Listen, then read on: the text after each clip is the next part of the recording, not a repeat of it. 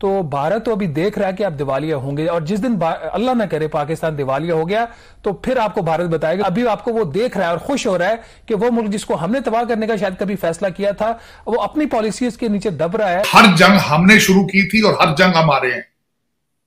अगर आपका माजी ऐसे हो कि जब वाजपेयी साहब आए तो साथ ही आप कारगिल कर दें। कि पाकिस्तान इस वक्त स्टैगफ्लेशन में चला गया है। स्टैगफ्लेशन एक इंतहाई बुरी सूरत हाल होती है, और आने वाला साल भी कोई इसमें इतना ज्यादा आपको प्रॉमिसिंग नहीं लगता। हाँ। बहुत टफ, अगले 2 साल भी बहुत टफ है। अब हुआ ये है कि पाकिस्तान बनने के बाद करते करते अब हम उस स्टेज पर आ गए हैं कि हम मसाइल में घिर चुके हैं, और मुझे नहीं लगता कि कोई भी गवर्नमेंट, कल बेशक 2/3 गवर्नमेंट किसी की भी आ जाए कि ओवरनाइट वो चीजें चेंज कर लेंगे। शायद ये मुल्क, मतलब आई हैव टू से कि ये अब गवर्नेबल उस तरीके से रहा नहीं है, मुझे ये लगता है। 5 अरब 82 करोड़ डॉलर पाकिस्तान के रिजर्व्स हैं, और जो इंडिया का स्टेट रिजर्व है वो 563.5 अरब डॉलर्स है। जो हमारी अफगान पॉलिसी है उसकी जो नाकामी है वो भी अब हमारे सामने है। Afghanistan is a closed book for me. हर बंदे को पता है कि टीटीपी की सेफ हेवन्स पाकिस्तान के अंदर मौजूद है। आज भी आपके 3 फौजी जवान आपके शहीद हुए हैं। आज भी अभी जनवरी में हमने 2 खलीजी बैंकों के 1 अरब डॉलर वापस करने हैं, 6 अरब डॉलर रह गए हैं। इंडिया में बाद लोगों का ख्याल है कि we will wait for Pakistan to collapse and break into 4 pieces. नमस्ते दोस्तों, जय हिंद। हिंदुस्तान स्पेशल में आपका स्वागत है दोस्तों।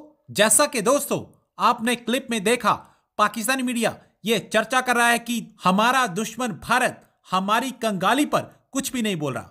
दरअसल पाकिस्तान अब चाहता है कि अगर भारत के साथ अच्छे रिश्ते होते तो भारत, जैसे उसने श्रीलंका की मदद की, हमारी मदद जरूर करता। पाकिस्तान ने हमेशा भारत की पीठ में छुरा घोंपा। जब भी भारत ने रिश्ते सुधारने में पहल की, अगला ही वार उसने पीठ पर कर दिया, जो कि हमेशा उसकी फितरत थी। पाकिस्तान के रिजर्व्स इस वक्त 5 अरब से भी कम के रह गए हैं, और अपनी इस हालत को देख पाकिस्तान आंसू बहा रहा है। पाकिस्तान के दोस्त मुल्क भी अब पाकिस्तान की मदद नहीं कर रहे। चीन और सऊदी ने भी हाथ खड़े कर दिए हैं, क्योंकि पाकिस्तान ने उनसे इतनी भीख मांगी है कि अब वो भी पाकिस्तान की मदद करने के लिए आगे नहीं आ रहे। अब इस मुश्किल समय में पाकिस्तान को भारत की याद आ रही है। तो भारत तो अभी देख रहा है कि आप दिवालिया होंगे, और जिस दिन अल्लाह ना करे पाकिस्तान दिवालिया हो गया तो फिर आपको भारत बताएगा कि उसकी इसके हवाले से क्या तासुरात है। अभी आपको वो देख रहा है और खुश हो रहा है कि वो मुल्क जिसको हमने तबाह करने का शायद कभी फैसला किया था, वो अपनी पॉलिसीज के नीचे दब रहा है। और फिर उसके बाद आगे क्या होगा कि ब्लेम गेम होगी। कामरान, इससे ज्यादा इसमें एक जो चीज एतराज है ना कि देखें, वो ये जो बात कह रहे थे कि ऐसी बात तो हमारा दुश्मन मुल्क भी नहीं कर रहा है कि जी पाकिस्तान दिवालिया हो जाएगा। अब प्रॉब्लम हमारे यहाँ ये है कि हमारे जो हुक्मरान हैं वो सच सुनना नहीं चाहते, वो हकीकत से जो है वो नजरें चुराना चाहते हैं। देखें, कल की भी जो नेशनल सिक्योरिटी कमेटी का जो इजलास है उसमें इस चीज का एतराफ किया गया कि पाकिस्तान की मईशत के हालात बड़े बड़े बुरे हैं। अब जाहिर है कि कोई आके खुद तो नहीं कहेंगे कि हम दिवालिया होने जा रहे हैं, तो ये रविश मेरे ख्याल में इसको तब्दील होना चाहिए। जैसे मैंने स्टार्ट में कहा कि शायद हमारे रवैयों को देखते हुए लगता नहीं है कि 2023 में कोई बेहतरी है। अगर आप पाकिस्तान को फिक्स नहीं करना चाहते तो आपका कसूर है, ये भारत का कसूर नहीं है। लेकिन आज आपकी मजबूरी है कि you have to fix the relationship with Bharat, India और चाइना और अफगानिस्तान और ईरान, तीनों चारों मुल्कों के साथ। अगर आप ये नहीं करेंगे, you can not move forward, period. और उसमें मैं ये कहना चाह रहा था कि अगर देखा जाए तो मैं माजी को मैं समझता हूं कि we have to move forward with it. माजी के अंदर इस वक्त भी आप देखें, आपके यूट्यूब के ऊपर एयर मार्शल असगर खान की स्टेटमेंट मौजूद है यूट्यूब के ऊपर कि हर जंग हमने शुरू की थी और हर जंग हम आ रहे हैं।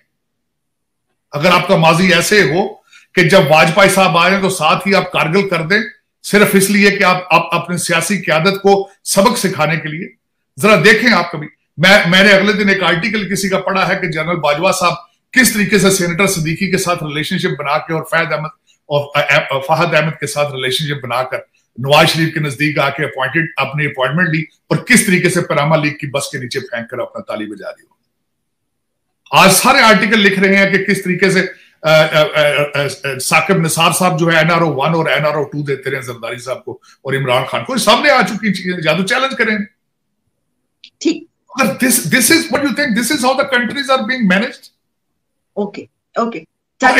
अगर इस तरह की क्यादत होगी तो फॉरेन पॉलिसी भी तो यही बनाते हैं ना, फॉरेन पॉलिसी भी तो यही बनाते हैं। मैंने आपको बताया कि foreign policy is not, Shahbaz Sharif साहब फॉरेन पॉलिसी के लिहाज से अपने माथे से मक्खी भी नहीं उठा सकते। करप्शन जो होती है is a part of human instinct. मैं जिस कंट्री में बैठा हूं वहां भी बहुत करप्शन है, लेकिन थोड़ा बहुत नेशनलिज्म होता है। कोई करप्शन करो, कोई करप्शन का कुछ स्टैंडर्ड होता है, कुछ मोरालिटी होती है, कुछ मोरालिटी होती है। हम तो पस्ती की हदों को अबूर कर रहे हैं सुबह शाम, और हर बंदे को पता है, आपके हर इंस्टीट्यूशन को पता है आपके हालात क्या है, हर इंस्टीट्यूशन को पता है। डॉक्टर साहब ने टीटीपी की बात की है, हर बंदे को पता है कि टीटीपी की सेफ हेवन्स पाकिस्तान के अंदर मौजूद है। आज भी आपके 3 फौजी जवान आपके शहीद हुए हैं, आज भी हर बंदे को पता है। लेकिन इशू ये है कि हल करने का किसी के पास हल मौजूद नहीं है, विल नहीं है, इंटरेस्ट नहीं है, बात ये है। और टीटीपी, मैं बड़ा टीटीपी के मैंने बड़ी रिसर्च की, क्योंकि अल्टीमेटली इसमें subject matter, my Motherland is suffering. इसमें टोटल बात यह है, अगर देखा जाए तो पिछली आपकी जो एस्टेब्लिशमेंट की लीडरशिप थी वो उनके साथ नेगोशिएट करते रहे, वो टाइम बाय करते रहे, वो अंदर अपनी से वो बाड़े तोड़कर अंदर आ गए, और या आ गए क्योंकि पिछली एडमिनिस्ट्रेशन उनके साथ रिकंसिलिएशन चाहती थी।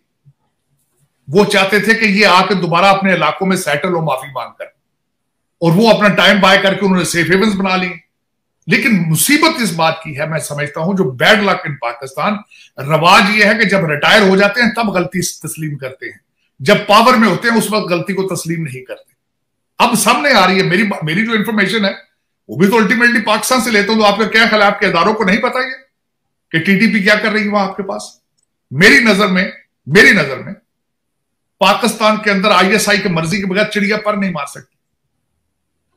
लेकिन ये कि मसला ये है कि शायद उनके पास भी बिल नहीं है, शायद वो भी नहीं, उनकी तवज्जो भी सिर्फ टेपों पर चल रही है, ऑडियो वीडियो टेप्स पे है, उनका फोकस भी वही है, नेशनलिज्म नहीं है।